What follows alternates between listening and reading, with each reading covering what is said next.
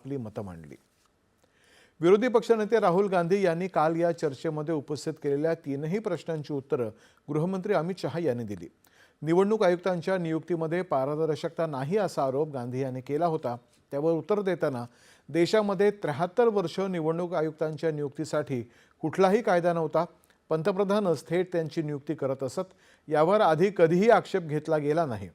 1989 मध्ये निवडणूक आयोग बहुसदस्यीय करण्यात आला। 2023 मध्ये सर्वोच्च न्यायालयाच्या सूचनेनुसार मुख्य निवडणूक आयुक्तांच्या नियुक्तीसाठी प्रक्रिया निश्चित करण्यात आली असं ते म्हणाले। सीसीटीव्ही फुटेज का ठेवलं जात नाही असा सवाल गांधी यांनी विचारला होता। त्यावर उत्तर देताना निवडणूक प्रक्रियेबद्दल जर आक्षेप असेल तर 45 दिवसांच्या आत ते विचारले जावेत अशी कायद्यामध्येच तरतूद आहे।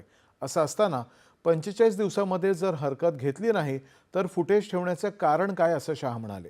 हा नियम 1981 साली झाला असंही त्यांनी सांगितलं। सीसीटीव्ही फुटेज हा संवैधानिक दस्तऐवज नाही तर ती केवळ एक व्यवस्था आहे असंही या नियमामध्ये म्हटलं आहे। राहुल गांधींच्या पत्रपरिषदा घटनात्मक नियमानुसार होतात असा त्यांचा भ्रम आहे, त्यामुळे ते एकही अर्ज लिखित स्वरूपामध्ये देत नाहीत, म्हणून त्यांना प्रश्नांची उत्तरही मिळत नाहीत असा टोला शहा यांनी लगावला।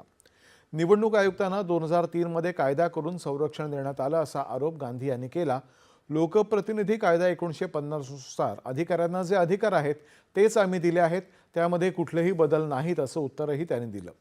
ही उत्तरं देत असतानाच विरोधकांनी गदारोळ सुरू करत सभात्याग केला। विरोधकांना जर खरी उत्तरं ऐकायची नव्हती तर SIR वरून गदारोळ करत संसदेचा वेळ का घेतला असं संसदीय कार्यमंत्री किरेन रिजिजू यावेळी म्हणाले।